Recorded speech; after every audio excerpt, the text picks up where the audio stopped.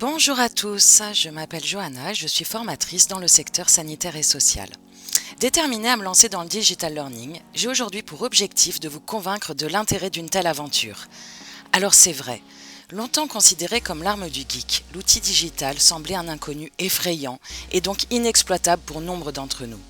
Rappelez-vous, et là je m'adresse par exemple à la génération des quarantenaires, nous avons grandi avec un téléphone à cadran, bien vintage si on peut dire. Alors, j'ai une petite anecdote qui pourrait faire sourire certains. Je me souviens du jour où mon père a ramené un Minitel à la maison. Nous avions alors l'impression d'être au pic de la modernité. Eh bien, à cette époque, vraiment loin de moi l'idée de vivre dans un monde 2.0. Et pourtant, force est de constater que l'évolution de notre société nous a inexorablement conduits vers l'ère du numérique. Il est vrai que l'apparition des nouvelles technologies d'information et de communication peuvent faire peur à ceux qui ne maîtrisent pas forcément l'outil digital. Pour autant, il semble aujourd'hui intéressant de revoir notre manière de penser en changeant de paradigme et en considérant l'outil digital comme étant un véritable atout, notamment dans notre apprentissage. C'est ainsi que dans une société où nous avons l'opportunité de nous former tout au long de la vie, le digital learning mérite d'occuper une place essentielle. Alors vous allez me demander pourquoi et comment ? Eh bien c'est simple. Tout d'abord, pourquoi insérer le digital dans la formation ? Quels sont ses enjeux ? Bien, il faut se mettre en tête que le digital learning apparaît comme une opportunité, et ce à plusieurs niveaux. Mais déjà, on peut constater que ça fait des années, voire des siècles, que la formation à distance a fait ses preuves, que ce soit par l'intermédiaire des journaux, de la télévision, encore de la radio. Aujourd'hui, c'est une arme redoutable qui va permettre de détruire les barrières matérielles et géographiques. En effet, la formation à distance, nettement enrichie par le digital learning, permet de former massivement, mais également de manière synchrone, c'est-à-dire par le biais de classes virtuelles, ou asynchrone, donc en fonction des besoins, des disponibilités de chaque apprenant. Autrement dit, le digital learning va permettre aux centres de formation d'élargir leur panel d'apprenants tout en réduisant les inégalités face à l'apprentissage tout au long de la vie. Avec de tels dispositifs, nettement plus de personnes peuvent bénéficier d'un accès à la formation. Et par là, je vais prendre l'exemple des inégalités hommes-femmes.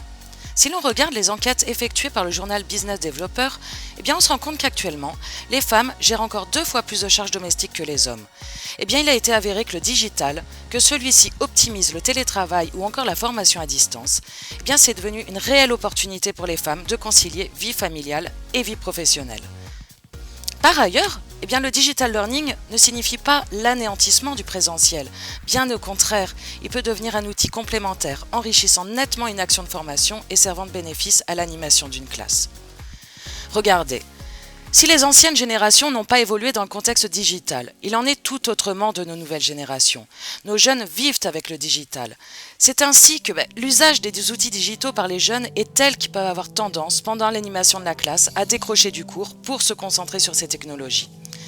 L'idée du digital learning comprend donc aussi la volonté de renverser cette tendance en intégrant le digital dans la formation dans un but pédagogique. Et cela porte ses fruits, puisque ça crée intérêt et interactivité au sein d'une classe. Enfin, je vous ai dit que l'usage de l'outil digital était une opportunité. Plus que cela, on se rend compte aujourd'hui que c'est devenu une véritable nécessité. En effet, la crise sanitaire actuelle que nous rencontrons nous amène à reconsidérer les modalités de la formation. On a pu se rendre compte que le travail à distance peut amener au décrochage de certains apprenants.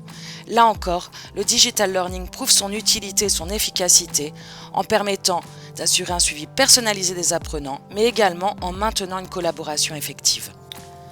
Et c'est ce qui nous amène au second point. Comment insérer le digital dans la formation ? Comme vous avez pu le comprendre, le digital learning va permettre l'usage des outils digitaux au profit de la formation. Alors, il peut revêtir plusieurs formes. Mais qu'il s'agisse de MOOC, de Cook ou encore de Spock, le digital learning poursuit la même finalité, c'est-à-dire captiver l'attention des apprenants et les former par le biais des technologies numériques.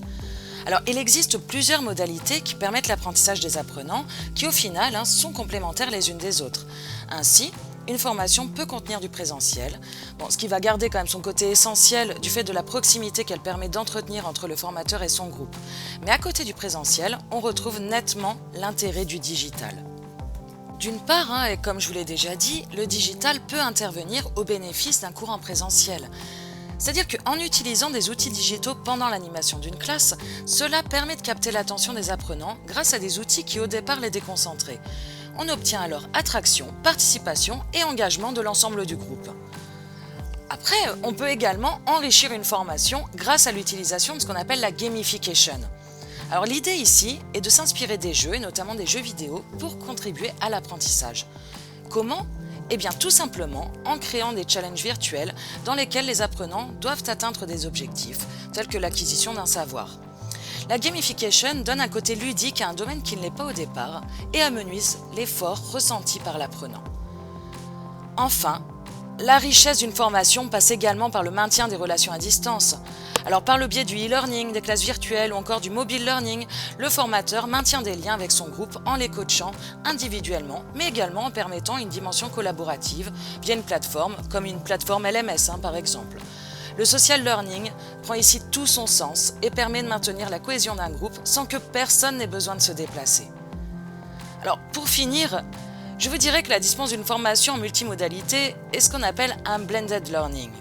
Et regardez, je pense que vous aimez tous les cocktails. Bien, l'intérêt d'un bon cocktail réside dans l'addition de ces ingrédients dans un blender. Mais là, c'est la même chose. Avec une pincée de chaque modalité, on peut arriver à une excellente formation. Alors, tentez par cette aventure ?